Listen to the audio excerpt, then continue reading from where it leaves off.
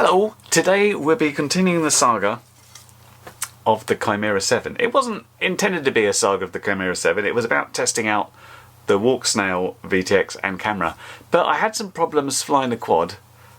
We had a sort of unexplained crash down on the very first time I did it, and then when testing bigger batteries it crashed again, and when I tried to put it in rescue mode it fell out of the sky. And when I was looking at this and testing it out in my room, I found out we had problems with the motor windings essentially breaking in two of the motors, one of which is real sort of terminal, and it sounds really awful now. So I talked to iFlight about this, and a lot of you guys commented, because these are Zing motors. They've got a very good reputation, and iFlight was saying, look, we haven't had any other problems with these motors. These are the motors we'd still recommend. So it seems to be I got really unlucky. Reviewer's curse. I got the bad bunch. Maybe made on the factory on a Friday when they're trying to go home early or something like that. Who knows? But I've kindly replaced a bunch of bits so I can rebuild this. So what we've got four of these new Zing motors. Now the originals we have here are 2806.5 1300 kVs. These have slightly changed. The new ones are 2809 1250 kVs. Bit beefier, little bit slower kV. Hopefully that's gonna have any issues that were due to like heating and that. Hopefully this can take it more. But they went above and beyond. They said, oh, what we'll do, we'll upgrade you to what the current Chimera is, which is the V2 stuff. So this stuff has the Success flight controller and I think ESC board. It's now on something called Blitz. So we've got a Blitz flight controller, Blitz ESC board, and they also upgraded the GPS to an M10 from the original M8, although that actually had a compass in it as well, which just didn't use it. I did notice that the GPS did struggle to pick up satellites more when we had the digital system on board. It wasn't bad. We normally were flying with 7 or 8, but not the sort of 10 to 20 that we might expect. So what I'm going to do, take this apart, put the new stuff on, and we'll test it out. I will be flying the recommended, I think it's on 429 Betaflight, their settings to make sure we get the best from this quad. And I'm not going near 4.4 at all. Let's wait till 4.5 and they give us some recommended settings. Anyway, on with the rebuild. Okay, it's April 2024 and I finally built it. You're probably thinking, well, that was a bit lazy, but to be fair, between now and November there's been 0 flyable days, so I just happened to get the time to crack on with this. So you can see the new flight controller ESC board there, the Walksnail, the new GPS and the new receiver. I had problems with ELRS on 2.4, so I've gone with the RadioMaster, I think it's the BR1, to use the Bandit module on 868. Hopefully, because this sticks out a little bit more, we'll get a little bit more antenna and less blocking from the massive carbon frame. The only problem I had with this one is if you look just in there, you can see a capacitor standing up. That is designed to be up the other way, facing downwards. That's the way the motor order would have liked, but that would have put my stack up to here, which didn't work, so I had to mount it upside down and then reorder the motors, which fortunately on 432, which this is running, that's fairly easy. So all I've done is I've gone ahead and installed the iFlight recommended settings for 432. I've had a quick hover in the garden and that was fine, so we just have to wait for a good day and we can take this out. Well, would you Adam and Eve it? I've only had to wait all the way into April and finally we haven't got a rainy day. We are going to take this quad out for a ride. We've got a very subtle 4000 milliamp hour full send battery, so we'll be going easy and checking things and making sure everything works and doesn't fall out of the sky before going any further. It is sunny, it's about 15 mile an hour wind. It's very wet on the ground, sinking in, so I really don't want to put it down anywhere but on my landing mat. Yeah, let's see how it goes. Okay, so here we go, first flight. If you see that core temperature, what happened is I just turned on, someone was over the fence beckoning me to come over, someone I'd met before in the field, and we were having a bit of a chat, and so that sort of got left for 10 minutes, but fortunately that wind kept at least some airflow going over it so it didn't get too hot. Now you would have seen one of the very first problems just flash up there which I hadn't considered, because I literally just flashed the iFlight recommended 432 settings and we're instantly getting this RSSI dBm. You can see the dBm value is absolutely fine at like -64. As far as ELRS goes, I'm like, if it's like -95 or less than that, that's when I'd start worrying. But this is absolutely fine.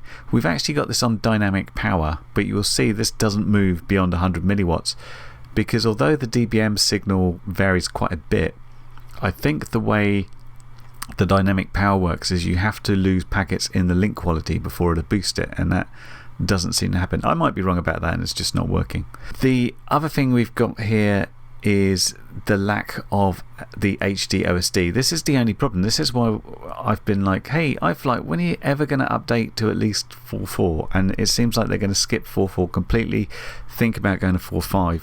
And the reason I want that is you get the full HD version of the screen to put your OSD on. Here we've got basically what is our maximum width, and it sort of sits in the middle. It's quite good for actually seeing what you've got there, but not particularly brilliant for, you know, being able to move your bits and pieces around and have stuff as you want them. In terms of the default tune here, we're getting just a little bit of wibble on the camera, I noticed, but it is pretty windy, so it's really hard to judge if this is down to the iFlight tune or this is down to just the day. I have to say, slightly disappointed by the number of satellites I got, still hovering around sort of 6 and 7. I just need this to make sure I can do rescue mode, and that looks alright. At the moment I'm all just sort of feeling this out and making sure it's all okay, but basically I need to do some more stuff on this, test rescue out, take it a little bit further, see how things go on. So I'm just trying to get myself in a place where I'd recognise where it went down if rescue mode fails, and we're going to try that out. With rescue mode I start it off on a switch just so I can do a full test, and all I'm doing here is making sure it's basically coming in the direction that I want it to before I take it out again. Again, these are the iFlight parameters put in there. I think they're possibly a little bit high in throttle. As you can see, the battery sag a little bit there, so I might do some tuning on that one, but yeah, that works okay. What I did next is try to go for a little bit of distance to see how everything worked, and interestingly ELRS gets better, but the Walksnail just barely at a kilometre is really breaking up, and we got like a signal of 1 here. What I've got here is focus on auto, so as soon as there's any potential drop of signal, it basically pixelates out the size and concentrates the sort of centre screen for your best picture, which I found is much better, because otherwise the latency can jump up and then gets a bit irregular. So I'd much prefer to have latency around the same and have pixelation up there. So it got there, but the Walksnail is not impressing me particularly with the distance. To say I stuck this on 1200 milliwatts as well in terms of the power, that is not impressing me that much. Anyway, I basically flew around, cruised around, up and down, up and down. I wanted to get a couple of 10-minute flights in, and we've got this one. The battery's still at 3.4. We've got loads to go because this is lithium ion, but you can see there that I need to think about my battery voltage alarms and my flight time alarms and everything like that, which I'll do when I get back to the office. But that's battery 1 done. Okay, that was the first flight done. I've just jumped over to it instantly to check the motors out, and they're all pretty cool. The only thing hot on this one is the battery. These do get pretty hot when you use them. Hopefully it's okay though. Didn't go too hard. Okay, so off we go on flight number 2, and I thought I'd show you what happens when we try the distance run. We're only just going for a kilometre, and I'm watching the Walksnail signal sort of drop off and drop off and drop off as we go, and I thought I'd get a little bit more height on this one, so I'm getting up towards 90 metres, but I'm still fairly unimpressed with the results here. Another interesting thing, if you look at the dBm RSSI for ELRS, you can see it's going up here to like -82, and then as we go further out it comes back down again. It's sort of got up to -85, but as we go further you'll see it drop down to the -70s, which I thought that's interesting. The signal gets better as we go further. Can't really say the same for Walksnail. It's fine up to here-ish, but then the signal drops to sort of 2-ish, and it just goes, it's literally as soon as we go just beyond about 900 meters into the kilometer, it really just like, nope, we got nothing else. So the signal goes down to 2, then goes down to 1. You'll notice in the turn the signal goes as low as 0, which I guess is as low as it can go. You see the latency spike a little bit there despite the focus mode being on and stuff, but you know, we get to at least turn around and come back again quite safely, and you know, no hassles there. I'm not worried. I just thought it would go a little bit further.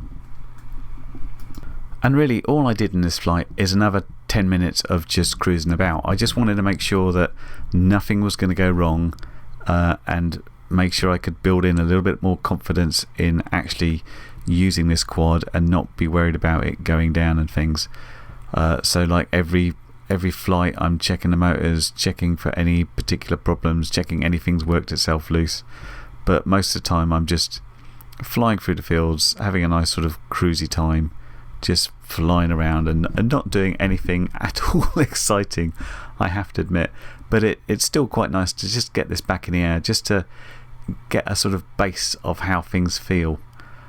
Damn, this signal from the Walksnail, I mean, yeah, it's at the side of me now, and you can see the dBm drop off on the ELRS as we come in that null point, but it is surprisingly dropping off fast. That is my biggest surprise and worry. I've never really had a chance to properly evaluate Walksnail on a proper quad, and it's a lovely picture, because after this I flew analog and I thought the camera was broken, don't get me wrong there, but man, for distance it just doesn't do it. As per last time, my goal here was just have a 10-minute flight. We've got up to about 11 minutes, so that's 20 good minutes through this thing, no problems. All the equipment seems to be working perfectly fine, so we're off to a pretty good start. Let's see if we can actually just land this thing on the mat. Plop, done it. So mostly it's yay, it's in the air again and it seems to be flying well and nothing's failing. A couple of easy things to sort out on here about the alarms and perhaps the amount of throttle it's giving in rescue mode. The big thing is though, getting more range out of this with Walksnail. Possibly the biggest culprit is this tiny little antenna they give you for a Walksnail thing. It's so tiddly. So when you're flying around, you've got a big battery there and you've got loads of carbon. Is it just simply getting blocked? Should it have a nice big antenna? That would be better. Walksnail don't seem to do these, so I thought about replacing this with something like a Rush FPV cherry antenna with left-hand polarized, just to stick out a longer way to give me more signal. I'm not going to do that straight away, because I figure one thing that's easy to do is first change what I'm doing on these to see what a difference it makes. I'm using the standard Walksnail antennas that came with the goggles, which are the 2 patches and the 2 little omnis on top. When I got these, which is going on for sort of a year ago, Greg from Menace RC very kindly sent me one of his digital HD antenna sets, and what you get in this box is 2 of these little left-hand polarized Pico antennas, and I used a Pico on my analog setup and it's very good, and that would just screw in and you've got this bendable wire there so you can point it correctly, and 2 of these little left-hand polarized flashers to replace the omnis on top.